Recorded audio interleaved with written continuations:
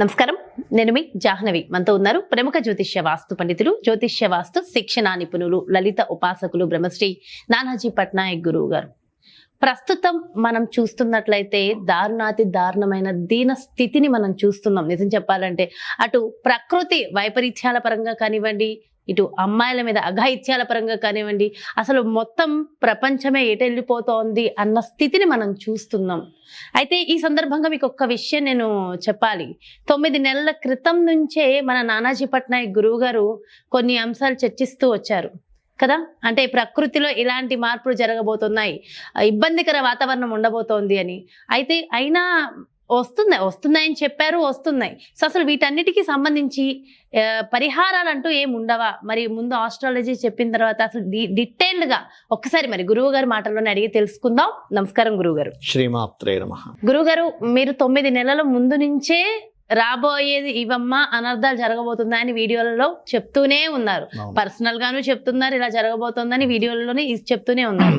అయితే క్రోధినామ సంవత్సరం మొదలయ్యాక కూడా క్రోధినామ సంవత్సరం చాలా క్రోధంగా ఉండబోతోంది, జాగ్రత్త, తస్మాత్ జాగ్రత్త అని చెప్పారు. సో అయితే ఏదేమైనప్పటికీ ఇక్కడ నా ప్రశ్న ఏంటంటే, ఇప్పుడు కోల్కతా ఇన్సిడెంట్ చూసిన ఒక దారుణమైన సంఘటన, ఇంకా మాట్లాడుకోవడానికి కూడా మాట్లాడలేం అలాంటి స్థితి. ఇప్పుడు మన ఆంధ్రప్రదేశ్ చూస్తున్న అసలు ఏంటి కలకలం? ఇక్కడ నా ప్రశ్న ఏంటంటే గురువు గారు, ఒక జ్యోతిష్య పరంగా ఇవన్నీ మనం చెప్పగలిగినప్పుడు ముందే జాగ్రత్తగా, మరి వీటికి పరిహారాలంటూ ముందే ఉండవా? అవి చేసుకుంటే ఇవన్నీ వచ్చేవి కాదు కదా. అసలు ఏం చేయాలంటారు వీటన్నిటికి? తప్పకుండా అమ్మా. ఫస్ట్ ఆఫ్ ఆల్ ఏంటంటే, నేను చెప్పాను అంటే నాది గొప్పతనం కాదు, మహర్షులు మనకు అందించినటువంటి సబ్జెక్ట్ అంత కాదు, అది అమ్మవారి అనుగ్రహం. నా గొప్పతనం 1% కూడా కాదు. ఇక్కడ ఏంటంటే, జలరాశుల్లో గనక రాహు ఉంటే 9 months బ్యాక్ ఆయన మారాడమ్మా అందులోకి, మీన రాశిలోకి మారినప్పుడే నేను చెప్పాను, మీనంలో రాహు ఉన్నాడు, కన్యారాశిలో కేతు ఉన్నాడు. ఉన్నప్పుడు కొన్ని ల్యాండ్ రిలేటెడ్ సంబంధించినవి ఏవైతే ఉంటాయో కొన్ని స్ట్రక్ అయిపోయి ఉంటాయి, ముందు కదలకుండా, రియల్ ఎస్టేట్ లాంటిది. అలాగే రాహు జలరాశిలో ఉన్నందుకు జలం మూలంగా ఆపదలు వస్తాయి అని చెప్పడం జరిగింది. ఇప్పటికీ ఉన్నాయి వీడియోలు మన యూట్యూబ్లో చూసుకున్నట్లయితే.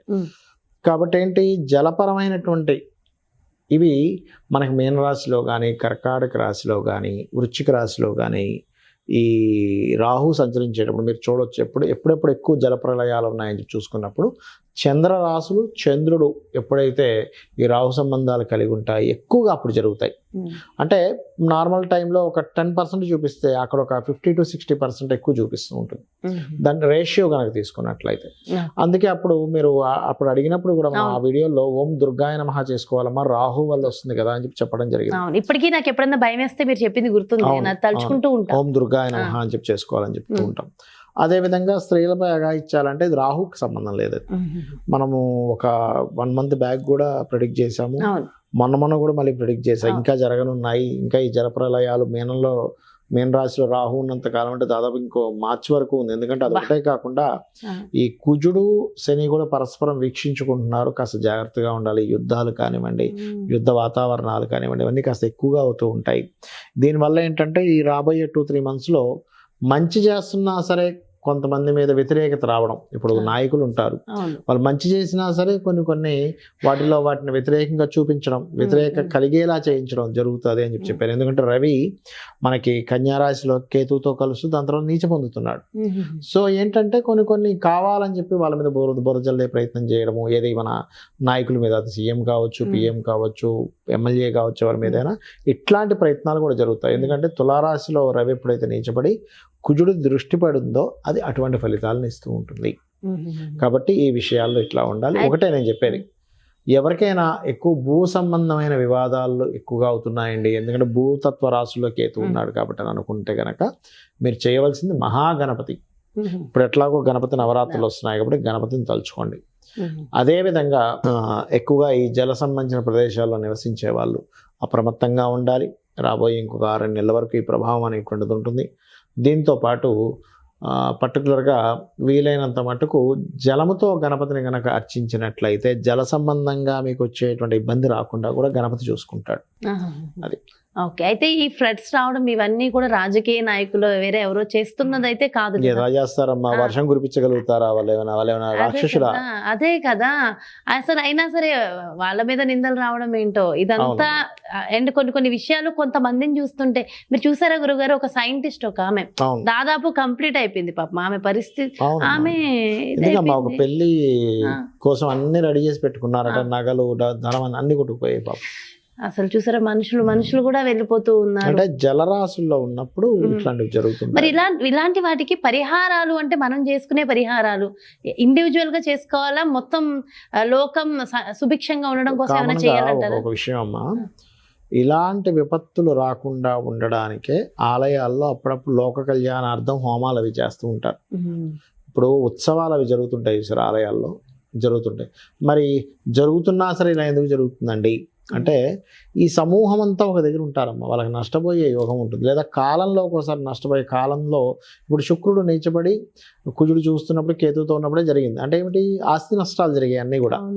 శుక్రుడు ఆస్తికి కారకుడు కదా, ధనానికి కారకుడు, ఆస్తికి కారకుడు, గృహాలకు కారకుడు, వాహనాలకు కారకుడు. ఆయన కేతువుతో ఉన్నప్పుడే జరిగింది. ఇట్లా మీరు గనక గమనించినట్లయితే, ఈ భూకంపాలు రావడం శనికుజుల కాంబినేషన్స్లో ఉన్నప్పుడు మనకి పరాశర సంహిత అనేటువంటి గ్రంథంలో కాంబినేషన్స్ రాశారు. ఈ పలానా ఉన్నప్పుడు పలానా ఇవి జరుగుతాయి అని. ఆ రకంగా ఏంటంటే శనికుజులు కోణస్థానాల్లో ఉండడం, జలరాశిలో రాహు ఉండడం, ఇవి దీన్ని ఆపరేట్ చేస్తూ ఉంటుంది. అట్లా కళ్ళ ముందు చూస్తుండగానే ఇంతమంది అలా వెళ్ళిపోవడం నిజంగా తట్టుకోలేకపోతున్నాం కదా. సో అంటే మరణం ఎప్పుడు ఏ నిమిషంలో ఎలా వస్తుందో తెలియదు అన్నదానికి ఇది ఒక నిదర్శనంగా కళ్ళ ముందే కనిపిస్తుంది. అంటే ఇక్కడ ఒక విషయం చెప్తానమ్మా, ఇది జలం నిజంగానే వీళ్ళని ఏదో ముంచేద్దామని రాలేదు.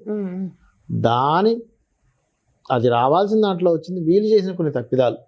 ఇప్పుడు ఆ వాగు ఏదైతే వస్తుందో దాన్ని తగ్గించుకుంటూ మనం కట్టుకున్నాం, దాని ప్లేస్ మనం తీసుకున్నాం, మన ప్లేస్ తీసుకున్నాం కాబట్టి దాని పరంగా అది వచ్చేసింది. మనం చేసే తప్పిదాల వల్ల మనం అనుభవిస్తున్నాం. దాని ప్లేస్ కదా అది వచ్చింది కామన్ గా.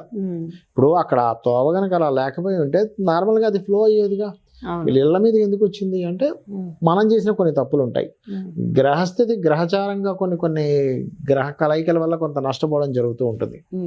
అలా మన స్వయంకృప అపరాధము ఉంది, అందులో గ్రహస్థితి సంబంధించింది కొంత ఉంటుంది. మరి ఇట్లాంటివి ఉన్నప్పుడు ముందుగా వాళ్ళు తెలుసుకొని చేసుకున్నట్లయితే కూడా బాగుంటుంది. ఇది ఇంకా ఎప్పటి వరకు ఉండే అవకాశం? ఇప్పుడు ఇంకొక 6-7 నెలలు ఉంటుందమ్మా ఈ గ్రహస్థితి అనేటువంటిది. ఈ గందరగోళ పరిస్థితి ఈ సంవత్సరం అయిపోవాలి, ఏదైనా క్రోధనామ సంవత్సరం అయిపోవాలి. అలాగే మరొకటి ఏంటంటే, ఇప్పుడు నిజంగా మనం చెప్పాము అనుకోని, నేనుగా చాలా మంది కూడా చెప్పారు ఈ యొక్క విషయాన్ని, పాపం క్రోధనామ సంవత్సరం బాగాలేదని. అయితే నేను అనేది ఏంటంటే, ఒకవేళ చెప్పినా జనాలకి చెప్పినా అక్కడి నుంచి ఎందుకు కదులుతారు? ఎప్పుడో వచ్చే వర్షం కదా, ఇప్పుడైతే రావట్లేదు కదా, ఎక్కడికి పోవాలనుకుంటాడు ఆయన. కాబట్టి ఏంటంటే అవన్నీ వాళ్ళ ఈ ప్రకృతి వైపరీత్యాలు అనేవి ఉంటుంటాయి. ఉన్నప్పుడు ఇంకా కొద్దిగా ఆ అమ్మవారిని తలుచుకోవడం తప్పితే కొన్నిసార్లు మన చేతుల్లో ఏముండదు. సో అది అలా వెళ్ళిపోతూనే ఉంటుంది. సో ఇలాంటి వాటికి పరిహారం అంటే నిరంతరము దైవ నామస్మరణతో ఉండడం, దుర్గానామాన్ని. ఎందుకంటే ఇప్పుడు రాహు వల్ల వచ్చింది కాబట్టి దుర్గానామ స్మరణే రక్షిస్తుంది. సో ఎన్ని కోట్లుండి ఎంత ఆస్తుండి ఏం ఉపయోగం ఈ రోజు? కొన్ని సార్లు అయితే సెకండ్ ఫ్లోర్ వరకు వచ్చింది కొన్ని ప్లేసెస్ లో. అక్కడ అది విల్లాలే మునిగిపోయి, ఈవెన్ హైదరాబాద్ దగ్గరలో కూడా కొన్ని ప్లేసెస్ లో. అవును, ఇక్కడ ఏదో సంథింగ్ దగ్గర మునిగిపోయినాయి. మనకి ఇంకా హైదరాబాద్ తక్కువ అమ్మా, విజయవాడలో చాలా ఎక్కువ జరిగింది. కానీ నిజంగా ఈ సందర్భంగా అక్కడ సీఎం చంద్రబాబు నాయుడు గారు గాని వీళ్ళందరూ చేస్తున్న ఇది మాత్రం డెఫినెట్ గా కొంతవరకు ఏంటంటే దీన్ని రాజకీయం చేయకుండా ఎవరి వంతు వాళ్ళు చేస్తూనే ఉండాలి. చేస్తున్నారు. అండ్ నిజంగా ముందు నుంచి చెప్తున్నారు, మీరు ముందు నుంచి చెప్తూనే ఉన్నారు. అండ్ జాగ్రత్తగా చేసుకుని మీరు చెప్పిన పరిహారాలు ఆచరించిన వాళ్ళకి నిజంగా అన్ని రకాలుగా బాగుంది గురువు గారు. అండ్ ఏదేమైనప్పటికీ ఇప్పుడు అలాంటి ఆ ఫ్లడ్స్ ఇంకా ఫ్యూచర్ లో రాకుండా మంచి జరగాలని మనస్ఫూర్తిగా కోరు. ఫ్లడ్స్ అనేవి వస్తుంటాయి అమ్మా, దానికి మార్గం వెతుక్కోగలగాలి మనం. ఫ్లడ్ వచ్చినప్పుడు మనకంత వాటర్ వచ్చినప్పుడు అది ఏ మార్గంలో బయటికి వెళ్ళాలనేది క్లియర్ చేసుకోగలిగితే ఏ ఫ్లడ్ మనం ఏం చేయదు. ఓకే, దానికి తగిన మార్గం మనం ప్రాపర్ గా చేసుకుంటే సరిపోతుంది. మార్గాలను మూసేస్తుంటే అది మనం ముంచేస్తుంది మనం. చాలా చక్కగా వివరించారు గురువు గారు. Thank you so much. శ్రీమాత్రే నమః. చూసారు కదండి, మరి ప్రస్తుతం జరుగుతున్న ప్రకృతి వైపరీత్యాలకి కారణం మరి ఎవరు? మనమేనా? మరి అసలు ఏం జరుగుతోంది? ఇవంతా కూడా చాలా డీటెయిల్ గా ఎక్స్ప్లెయిన్ చేస్తూ ఇంకా 6 నుంచి 7 నెలలు ఇదే కంటిన్యూ అయ్యే అవకాశాలు ఉన్నాయి కాబట్టి సో ప్రజలందరికీ కూడా గురువు గారు హెచ్చరికలు జారీ చేస్తున్నారు. సో ఖచ్చితంగా అందరం జాగ్రత్తగా ఉండి కాస్త దైవనామ స్మరణ, అమ్మవారిని ధ్యానించుకోవడం, అదేవిధంగా మన వంతు మనం ఏం చేయగలము అనేది కూడా ప్రాక్టికల్గా చూసుకుంటూ వెళ్తే మరింత బాగుంటుంది. ఎంత డబ్బుండి ఎంత ఆస్తుండి ఏం ఉపయోగం? చూసారు కదా ఇప్పుడు పరిస్థితి ఎలా అయిపోతుందో. కాబట్టి ప్రతి ఒక్కళ్ళం కూడా జాగ్రత్తగా ఉందాం. మరొక ప్రత్యేకమైన కార్యక్రమంతో మళ్ళీ మీ ముందుకు వచ్చేస్తాను. నమస్కారం. సుమన్ టీవీలో మీ పర్సనల్ అండ్ బిజినెస్ ప్రమోషన్స్ కోసం కింది నెంబర్కి కాంటాక్ట్ చేయండి.